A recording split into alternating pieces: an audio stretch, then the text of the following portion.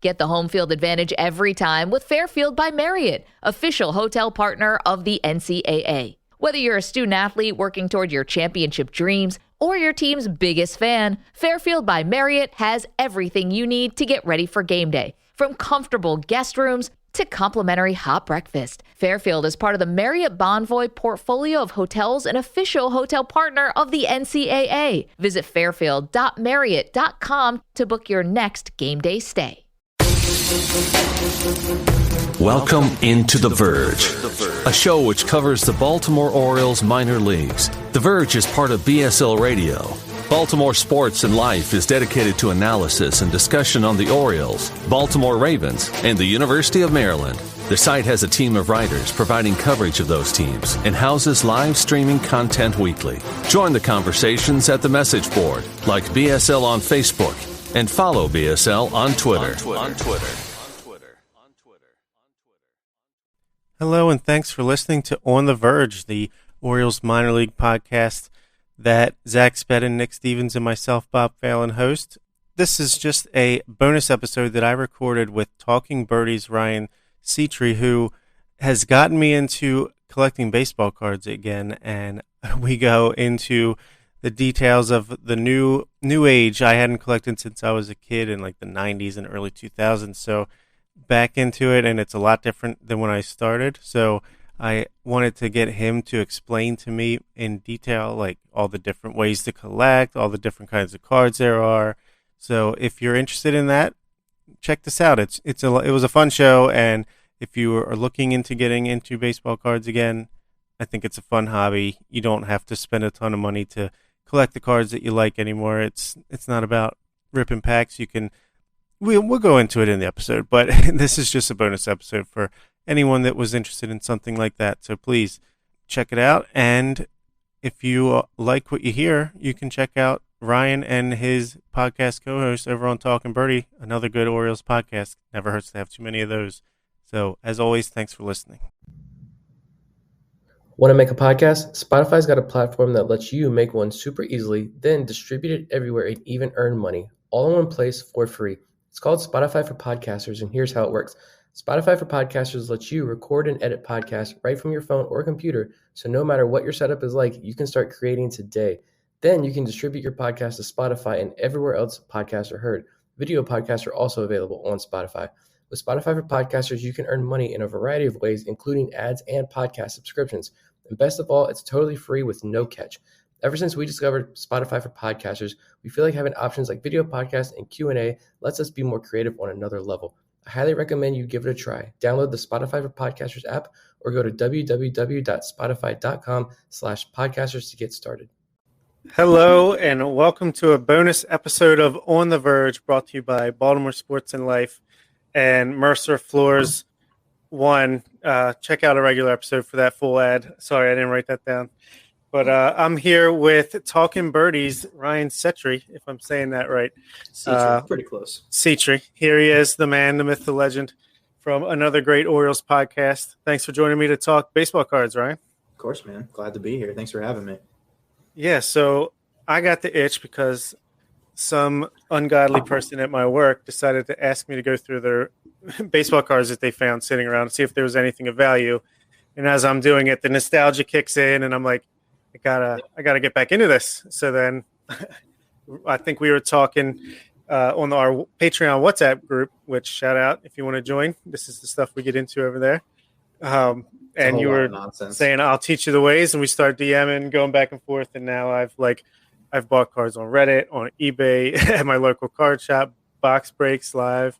It's pretty good stuff. So yeah, I want, just in case anyone is looking to get into it or wants to know more about it or just wants to teach us the ways, comment in here, ask us questions, and we will do our best, or at least Ryan will do his best to give us the lowdown here. So what are the ways people can collect baseball cards in this day and age? Because when I first started, I was just a kid buying packs. There was no relic cards. There was none of that numbered autograph nonsense. So what's up nowadays? Well, that's the beauty of it. You can really collect any way you want to. You can be a flipper, which there's been problems with flippers recently. Target has had to stop selling cards in store. because people were just buying boxes and they knew that supplies were really low. So they were just buying boxes, leaving them sealed, and then flipping them for double the price. Target took some measures to stop that. But, yeah, man, you can do whatever you want. If you want to just buy packs and rip it like old times, you can do that. I like to collect the O's because that's who I like. So, I got this binder here. I'm sure we'll get into it at some point. This thing is more or less full of just O's cards. I have 6 other binders that have all my other stuff in it. Love it. But that's the beauty of it now, is like you were saying, you can get on subreddits and say, I'm looking for this card. And within minutes, if somebody has it, they'll be like, yeah, I got it. Shoot me a DM. And you can buy cards like that. There's a lot of stuff you can do nowadays with the 21st century. eBay is probably the main online marketplace that people use. And it's basically the standard that anybody selling uses to determine the value of a card. If you talk to someone on Reddit about buying something from them, basically all they're going to do is go on eBay, type in the card, and then click on just sold listings and get a median value of what the cards have sold for, and then that's how you determine the value. Nice. So I guess I didn't introduce you quite good enough because Nathaniel wants to know if you're an Orioles fan, and I should have said Talkin Birdy is an Orioles podcast. Yeah, and a good one at that. So yes, Ryan is an Orioles fan. Yep, correct. Lifelong O's fan. My dad, that's one of the things me and my dad first bonded over was baseball. And he took me to a game at Memorial Stadium. At least he says he does. I don't remember.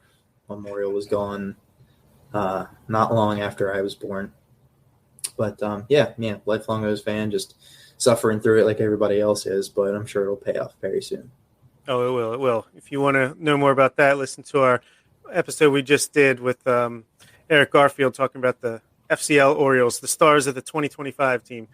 All the guys on the FCL that I knew moved up, so I'm going to have to really deep dive that roster before we do fantasy again, because I don't know anybody on that roster anymore. Yeah, it's all the international signings, so that's the new wave, the new ways that we don't know about here in Baltimore. Nathaniel, your question about card grading. I would love to grade some cards. Right now, all the grading services are still so backed up that I'm just kind of biding my time.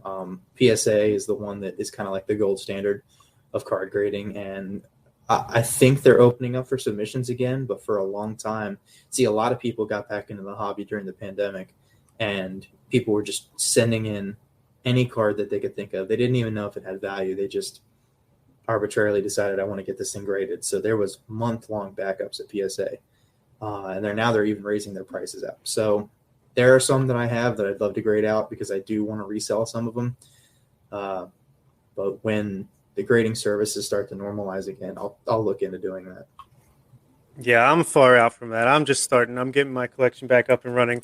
And I think I've kind of nailed down, at least for now, what kind of collector I want to be. I'm going to collect the Orioles cards first and foremost. But I do have a bunch of 2021 top Series 1 cards from a bunch of teams that I've put in some kind of order just because we're in that pile of cards that I was told to look through. She said I could take anything of interest, so I grabbed those and really going to focus on the Orioles and especially the prospects, which makes sense since I'm a co-host of an Orioles prospects podcast. But also I'm super into these box breaks.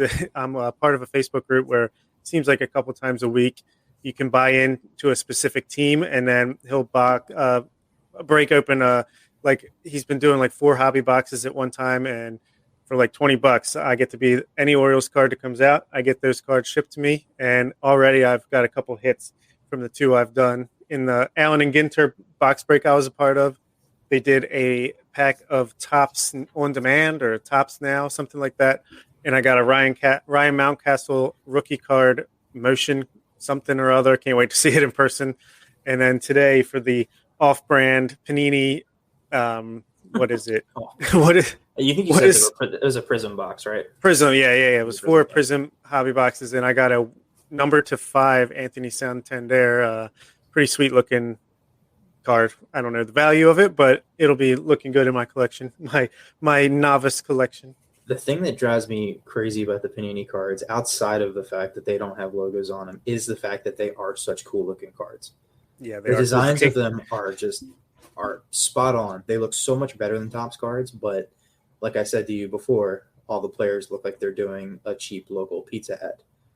Yeah. There are no logos on their uniforms. It just looks silly, and they don't have nearly as much value as a Topps or a Bowman card does. So if you're looking for resale, Panini's not the best route to go. And now if you do football or basketball, Panini is the grail. Panini is the Topps of football and basketball cards, but I don't know much about those. So, and also this is a baseball podcast. We don't need Come on. What's these other sports? There are no other sports.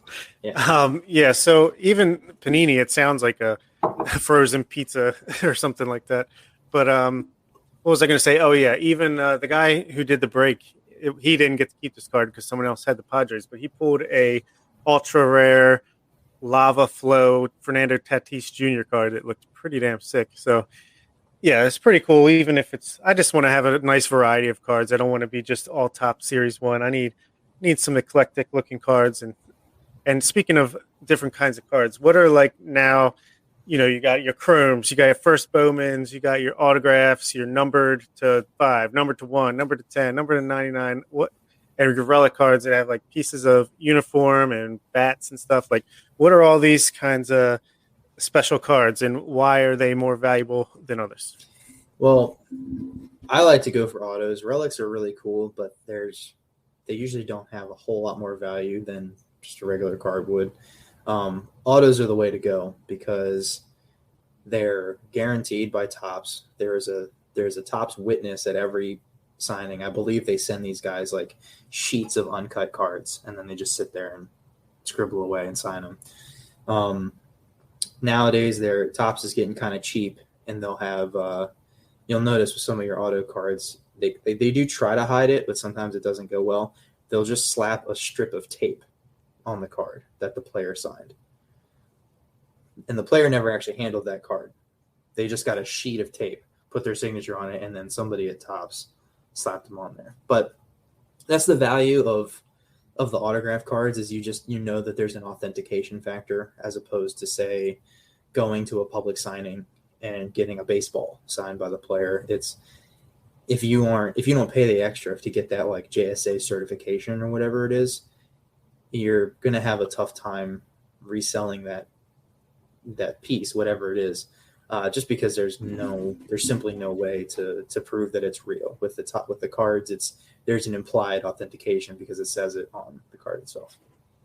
Yeah, and I'm guessing it's just the rarity of the cards that make them a little bit more valuable. Is that what the numbered thing is? And yeah. A lot of times they'll color code parallels. Like this year, like with Bowman's, red is out of 5. I think black is 1 of 1. Orange is out of 25, so on and so forth. And yeah, obviously the less of a card that there is, the higher the value is going to be, just because it's going to be harder to find that specific card.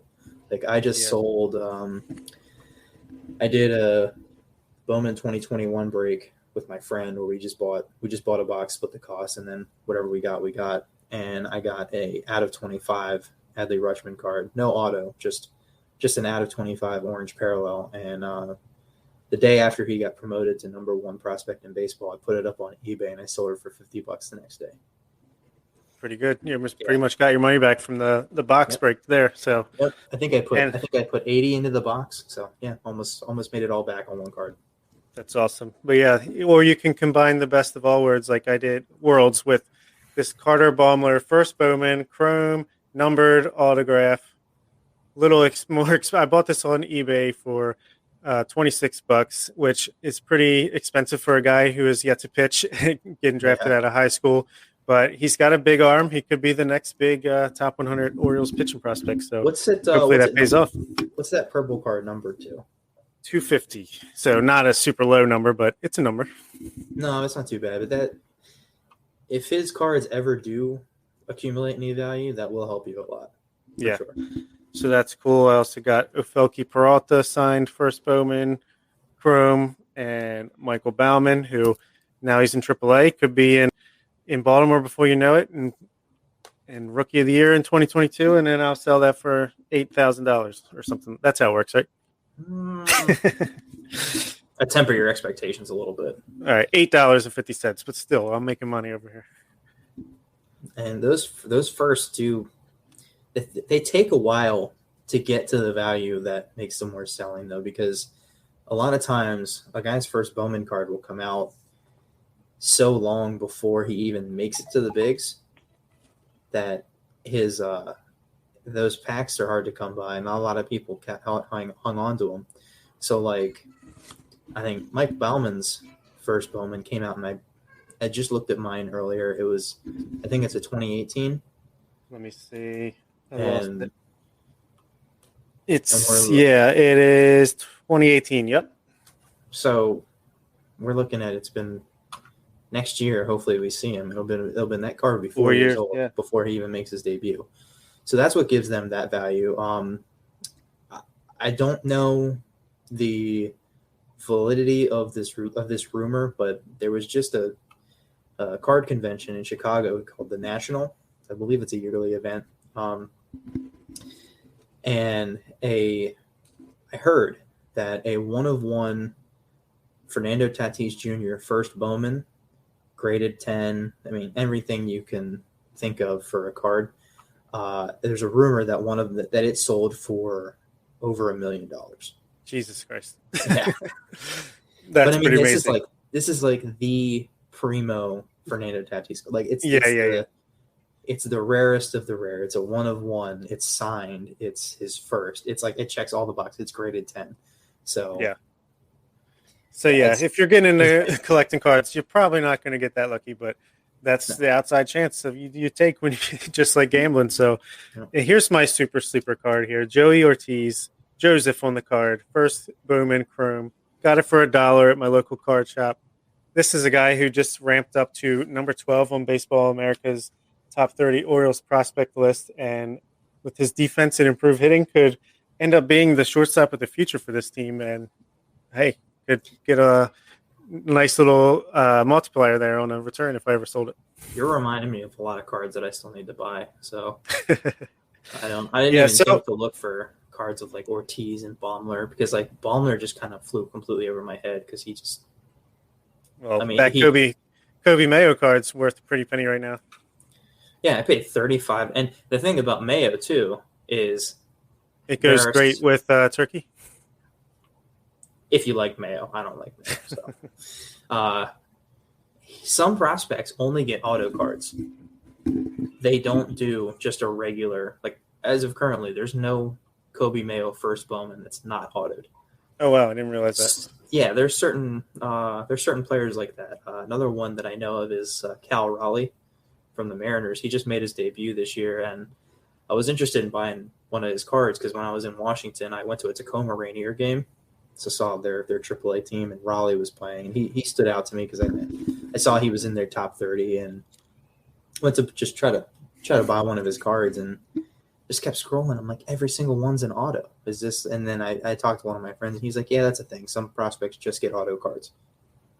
And Mayo is one of those guys. The cheapest one that I found and I promptly bought was $35, which is kind of insane for a non-numbered auto card of a guy that until, whenever, tomorrow, had never played above rookie ball. It's insane to me. Yeah, that's pretty insane. And he was just promoted to Delmarva, so maybe that value goes up even higher. And say, hypothetically speaking, Mayo just blitzes through the system, and 2024, he's the starting third baseman for the Baltimore Orioles. His value obviously will be super high at that point, right? Yes. And then he suffers a career-ending injury 2025. What happens to the value of those cards then? They're probably in the shitter because – oh, sorry, can I cuss? Do what you feel. My bad.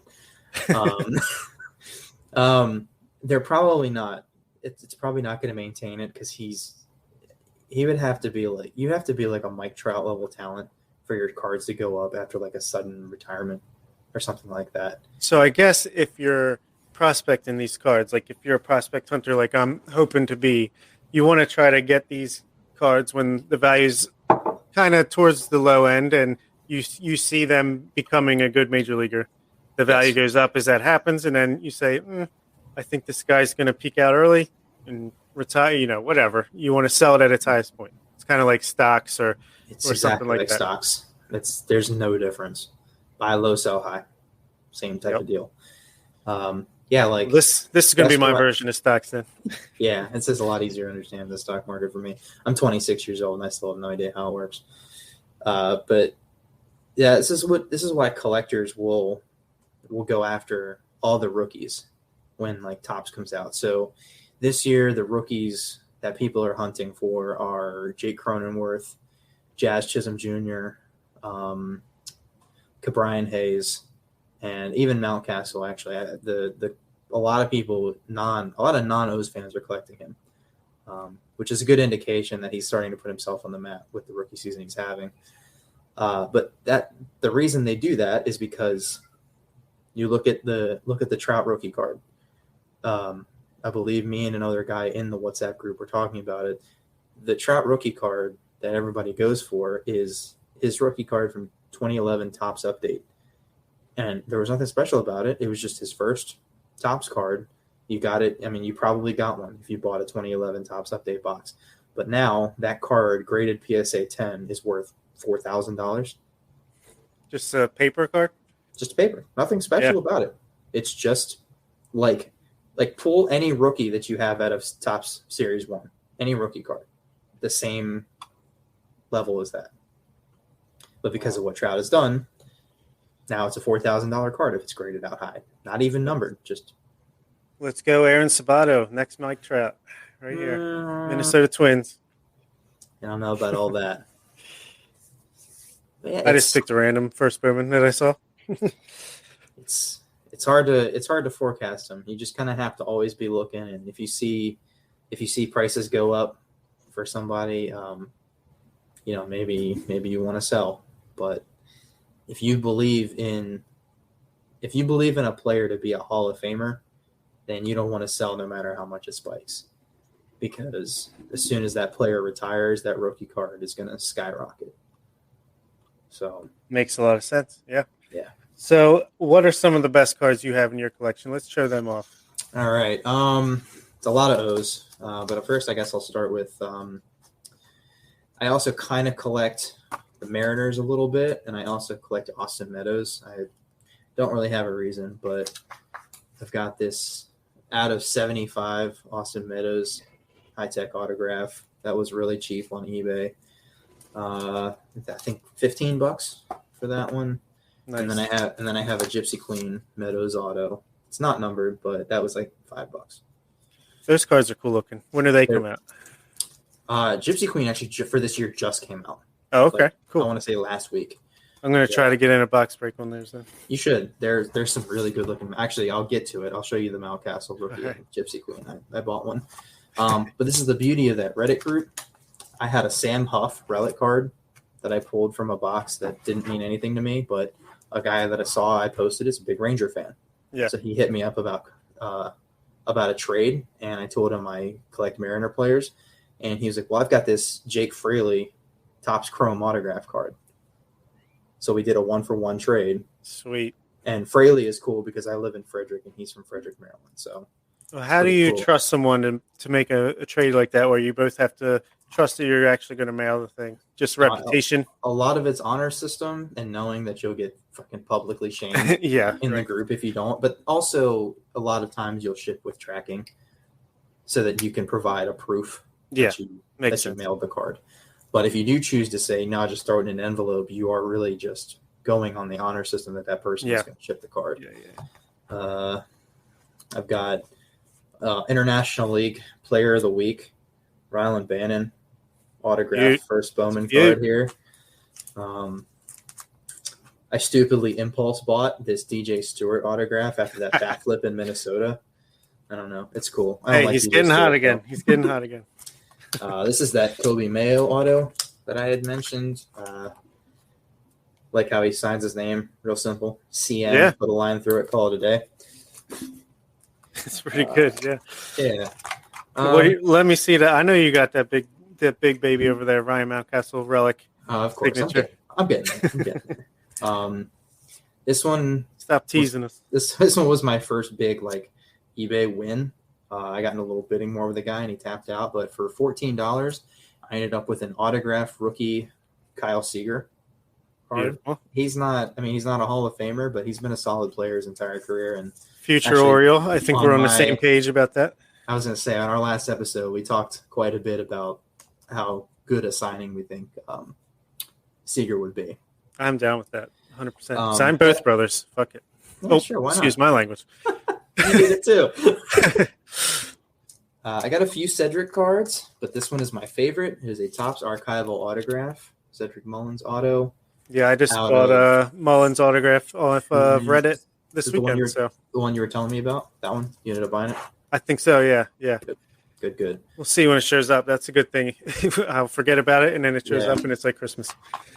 Got a few Trey Mancini cards, nothing special, but I have this out of $2.99 sparkly 2021 Series 1 John Means. Nice. Nothing special, but cool for any Orioles fan, especially after, the no-hitter this season and all that.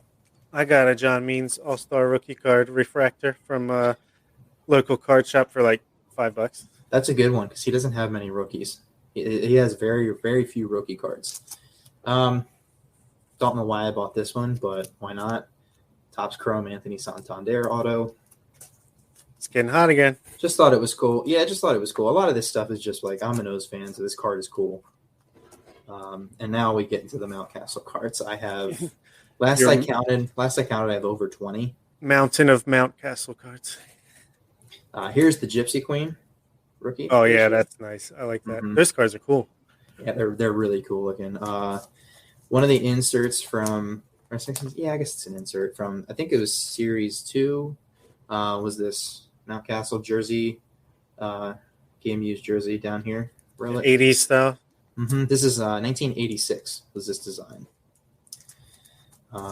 In Series 1, he had this chrome refractor in the same style. And as you can see, it's got the little shiny. Shimmery. Yep. He also had a paper 86 different pose. More of a classic baseball before they started using action shots, which I think yeah. Then he also had the 60, I believe this is 65 was the insert that they decided to use for Series 2, the Topps Chrome. I love this design. Oh yeah, that's really cool. Very cool. And then it even has like the old style, like with the drawings and stuff on the back. You can criticize Major League Baseball for a lot of things, but the way they're handling these baseball cards, or I guess maybe it's just Topps in general. It's Topps. Yeah, they're really doing some cool stuff here. I have that card in that design in Kyle Lewis as well. It's very, very cool. And then we get into the Inception cards, which are they're like 3 or 4 cards thick. They're not flexible at all. This is a green parallel Mountcastle Inception, and then this one is my Grail card because I haven't been collecting for very long, but it is an Inception. Here's a Christopher Nolan Inception. Hanser Alberto, he's coming for you. He's not walking because he doesn't do that. He's running. Number to 75, Mountcastle Inception Relic Auto. It's got his piece of his jersey. And it's a nice piece, too. It's not just a white piece. It's got the number on there. It's got some number in there. And I think it's really cool about seeing other ones of these cards is that you can tell that they're different parts of the jersey. Like it's not all not all the same cutout. That's awesome, man. Which is very neat. This is a Topps Tier 1 relic card. Got a nice orange piece of his jersey in there. Yeah, I like that. A 2020 Bowman before he made his debut. So still in a photoshopped O's jersey, which is kind of cool. Just think we're going to be having Adley and Grayson cards and relics. I'm really hoping that those guys do make their debuts next year because a few weeks ago, Topps released the design of the 2022 Series 1, and it's very clean. It looks a lot like a Bowman card. Awesome. So rounding out, I have more Mountcastle cards. I'm just kind of showing the notable ones. Rounding out that collection is a 2017 Bowman's Best Mountcastle Auto. The thing that makes me laugh about this one, you probably can't see it because of the reflection from the light, but he is listed as a shortstop on this card. So, you know how long they didn't scout very hard on that one. Well, the blurb on the back, I think he was still in Single A, Frederick. when this card was made. So it's been a while. Moving on to some of my other prospects here. I have a couple Grayson Rodriguez cards, but this is my favorite one. Bowman Sterling, Grayson Rodriguez auto. Not numbered, but still an auto card. Can't really beat it. Yeah, man. Moving on to some of my other prospects. I got a Grayson here. Chrome. Not his first Bowman, but it's a Bowman. That one. And it's a parallel, too. Blue parallel. Very nice. Yeah. DL Hall auto. I like his baby cursive that he uses when he signs. It's very funny to me. This one's out of 99, so a nice little semi-low number. This is my version. I'm just giving you my cheap novice versions of all your cool cards. You mean like this? Yeah, that's the one, but mine's paper. I have Grayson's first Bowman, which anybody who's listening, when we say first Bowman, what we're talking about is Bowman is a subsidiary of Topps, and they make prospect cards. And what's cool about them is they take time to airbrush or Photoshop, whatever they do, the players into their eventual pro jersey. So a lot of these, you can tell that they're Photoshopped, but they do a pretty darn good job. Yeah, they do. And when a player first enters the Major League system, the first card that he gets that has his name on it and everything is going to be his first Bowman card. And it'll say it up at the top here. It'll say first Bowman. And this is always the first card ever made of a certain player. So depending on the player, they can eventually sometimes end up being more valuable than a Topps rookie card. Moving on here, nothing really special about this one except it's a Mojo Refractor. Testing Kerstad. Yeah, I got a blue one of those. Still hoping that he makes an impact sometime. I'm tired of people talking crap about him. Yeah, just get on the field, get healthy. Hope the guy's all right.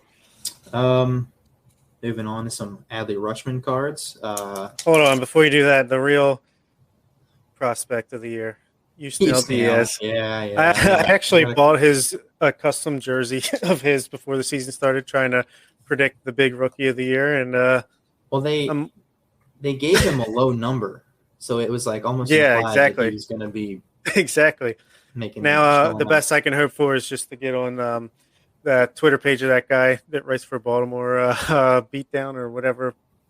What's his face? The guy on Twitter. He always does jersey of the day with like the random ass jerseys. Oh, Rich Dubroff. Yes, I'm hoping I can get on there one day with my Yusniel Diaz jersey. At this point, I'm just hoping he makes his major league debut for us.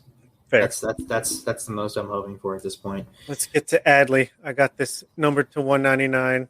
Yep, I got the same, pretty much the same card, but yours is a numbered parallel. Mine's just the base card, but it's got the same got the Vito one. Yeah, but not for long. These are cool inserts that Bowman did this year, where they're called the top 100 inserts. And it's kind of just a differently designed card, and then at the bottom it'll have the rank of the prospect at the beginning of the year. So this one's number 4. So when this card was printed, Adley was the number 4 prospect behind, I guess, Wander Franco, Jared Kelenic, and got a couple of those. I'm not sure who the other guy would be, but I have those for Grayson and DL as well. That's awesome. Bowman also does a little bit of a throwbacky heritage kind of card. I believe this is from 91. Could be wrong. Yeah, it looks like it. But it's a very cool little design. I've got Adley's first Bowman here. It's a paper, so it won't be as valuable, but still his first Bowman card. Can't say you don't have it. Yeah. But then, this is the one right here. This is a Panini card, so it's, Adley in a pizza commercial. It's a Weiss brand. Yeah. But, excuse me, this is the same subreddit that Bob and I were talking about earlier. And R-baseball cards. Yep, baseball cards. This guy posted up Adley Rutschman auto for sale, $25. I was like, this guy must need to move this card. This guy must be like, sell this card or don't eat this week. Or his wife is like, you gotta get. I don't care what you do, you're getting rid of this baseball card collection, which is probably going to happen to me in a couple years. To be selling this card for that little. So I immediately jumped on it, DM'd him, said, give me that Adley card. I want it. Give me your PayPal information. I'll pay you for it right now. Like, don't talk to anyone else. I want this card. So he was like, okay. So we exchanged the info. He mailed it, and here it is. Got the blue name right there. So it just says Baltimore because, no licensing.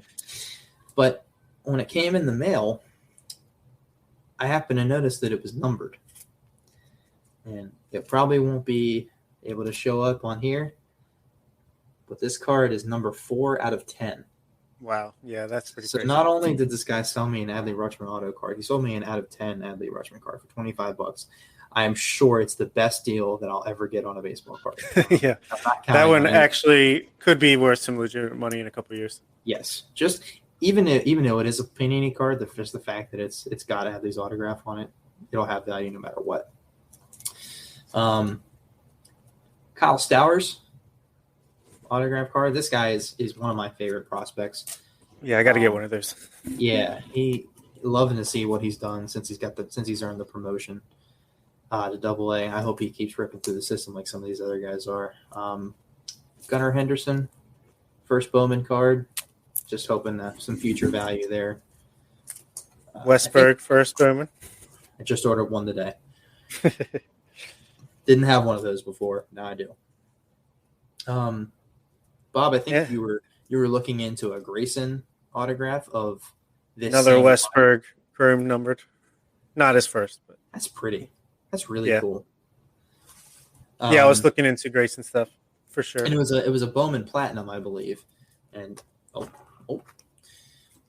nice out of 199 Gunner auto. He's got a very basic scribbly little autograph, but yeah, it's there. I think I might be coming to the end of my really good stuff. Well, it's interesting that me and Ryan were talking about meeting up and breaking a hobby box together, splitting it down the middle. And to an appetizer for that, I went ahead and bought a blaster box for First Bowman, which is it's $35. Can I finish? Can I finish? I have a couple more pages here. I just want to make sure I'm not missing anything. And do it. Bowman has some cool little insert cards as well. Thought this one was be cool as a franchise futures insert featuring Adley and Gunner. It's kind of a dorky pose by Gunnar Henderson there, but he looks better when he's swinging the bat and throwing the ball. Yeah, for sure. And then they have a Bowman draft progression card featuring DL, Grayson, and then Adley. Oh, yeah, that's the shit. That's the stuff right there. It's nothing of value, but for those fans, it's just a cool card to have. These are very cool cards to have. Yeah, these two, along with a bunch of other Adley and Mountcastle Bowmans, I found in a lot that someone was selling on eBay. It was like a Mountcastle Rutschman 14 card lot for $10.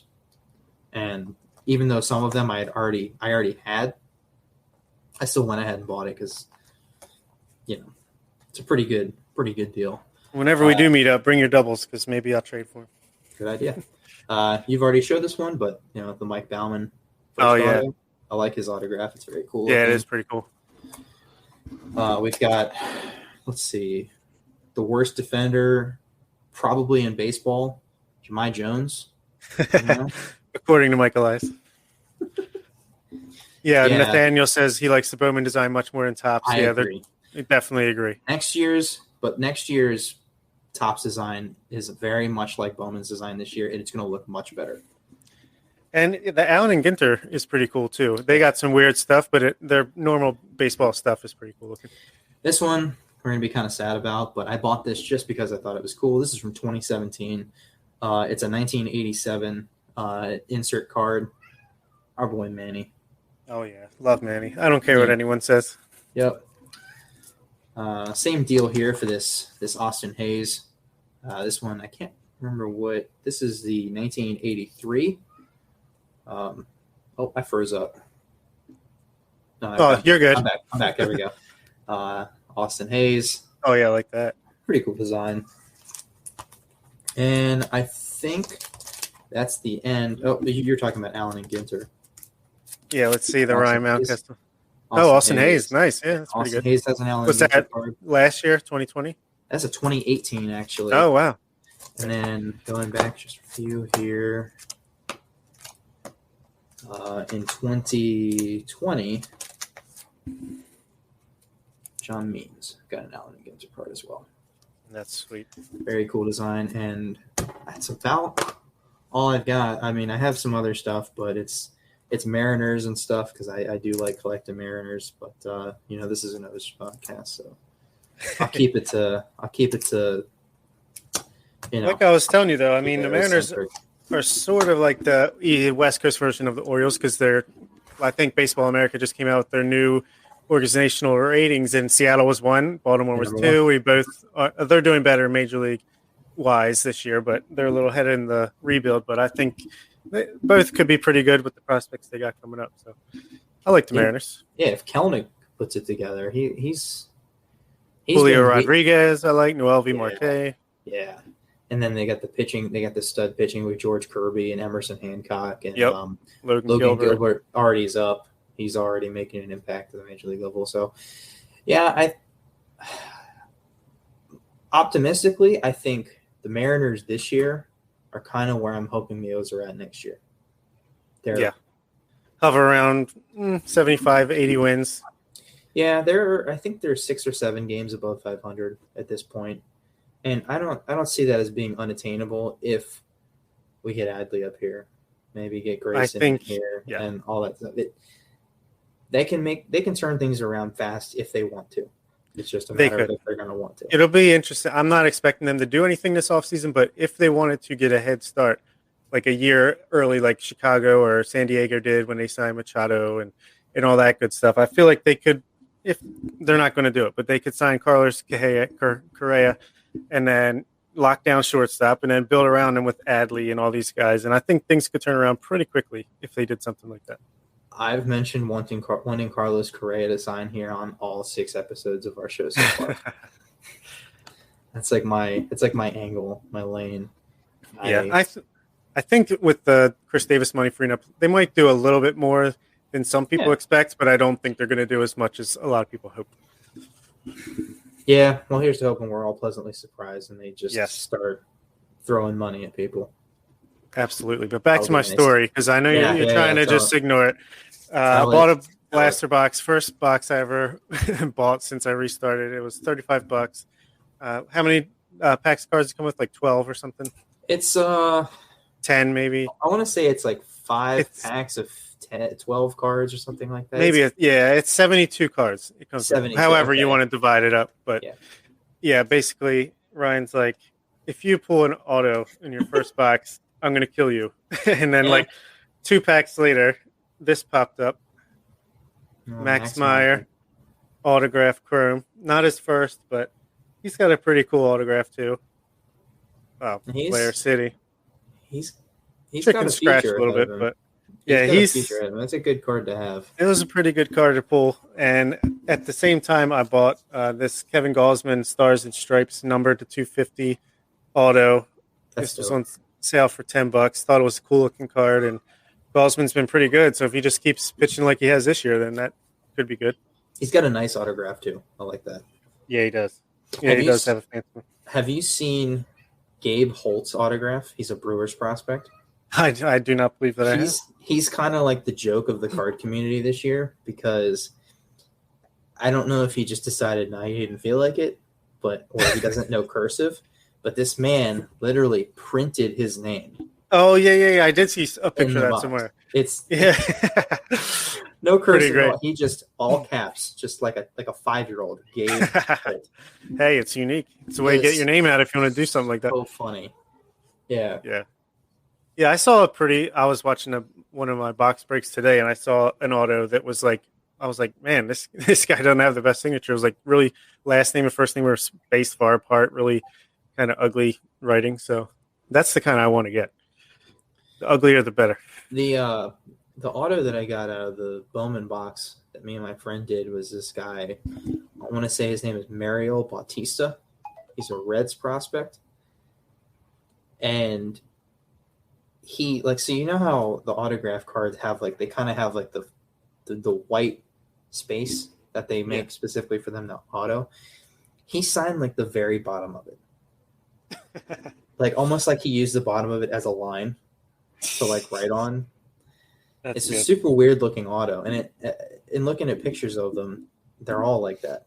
And he just decided to sign across the bottom of it. But that's what I like about the Bowman cards, is you can tell the players actually handled them, instead of it being just a strip of tape that's slapped across there. So I like that a lot. Yeah, I like that too. The last thing I'll mention before we get out of here is the same box that I got. I got a couple other First Bowman Chromes that I feel like could have some decent future value. Got Mick Abel. He's one of the Phillies' best prospects, pitcher. That's a good one. I got Maximo Acosta, who is, I believe, international signing, who's got some promise for the Rangers. And then the best name in the business, Blaze Jordan, for the Boston Red Sox. Yeah, he's the first that almost everyone was chasing this year. I feel like he's going to be a bust, so tell me when his value tops out because I'm going to sell that shit. I don't know if it's just because this year wasn't good for firsts. Like there was no super stud prospect. I think Austin Martin was probably the best, the highest ceiling first that came out this year, and I got one of his in one of my boxes that I bought. But yeah, there was no like serious blue chip prospect. So Blaze just for some reason I guess became like the default first that everyone was chasing. Yeah, which I don't know. I don't know if he'll ever become anything. But the way people were going crazy over getting his cards, I was like, I think he's like a third or fourth round pick. He's got some serious power and some upside, but I think what's going to happen in about 10 years is anyone that finds one of those cards is just going to blaze it up, light it on fire, and get rid of it. Oh, dad jokes for days. Yeah, he's like the Red Sox Kobe Mayo. His cards just have value for no reason. Yeah. Yeah, but this was fun. Thanks for coming on, Ryan. Thanks for having cards. Me. And Thank you for having me on. I appreciate it. Would love to guest on your podcast coming up at some point. Yeah, let's get you on maybe next week. It's a deal. You got a date, sir. Yeah, we have. I think we were gonna get you this week, but the Kevin Brown interview suddenly materialized. Yeah, and I can't wait to hear that. I'm a little offended because clearly I'm a bigger name than him, but no, I can't wait to listen to that. That's a huge get. That was awesome. Can't wait to listen. But yeah, this was good. Maybe give me some time. Give me a year to get my collection up to speed, and maybe we'll get more than just us two. We'll get like a group of people on here and really show out about baseball cards at some point. Sure, man. Yeah, get the rest of these guys in here. I know you're not the only host on the show. They aren't super into baseball cards, but I should say in that same box that I was looking through, I did find some signed, like not Topps authenticated signed, but some Billy Bay Sox old cards from like the mid 2000s that were like someone actually got them signed. They were real signatures. One was Buck Britton, who was a player at the time and now is the manager for the Bay Sox. There was Steve Bunbury, Al Bunbury's son, who I think got a cup of coffee with the Orioles at one point. Ronnie Welty, I'm sure you don't remember him. He was a college outfielder, and Robbie Widlowski. So some real names in there, some real valuable cards that maybe we'll give them away for free at some point through the podcast. So thanks for listening to On the Verge, and we'll talk to you next time. Hey, everybody. At Sleep Outfitters Outlet, great sleep is a big deal. Save 40 to 60% every day on every Sealy, Stearns & Foster, and Tempur-Pedic. Queens as low as $249. Customer exchanges, closeouts, and floor samples. Inventory changes daily, so come in for your dream deal today. With no credit-needed financing, expert advice, and up to 60% off retail, it's never been easier to get the sleep and savings you deserve. Go to sleepoutfittersoutlet.com for financing details and to find a store near you. The United States Border Patrol has exciting and rewarding career opportunities with the nation's largest law enforcement organization. Border Patrol agents enjoy great pay, outstanding federal benefits, and up to $20,000 in recruitment incentives for newly appointed agents. If you are looking for a way to serve something greater than yourself, consider the United States Border Patrol. Learn more online at cbp.gov/careers/USBP. That's cbp.gov/careers/USBP.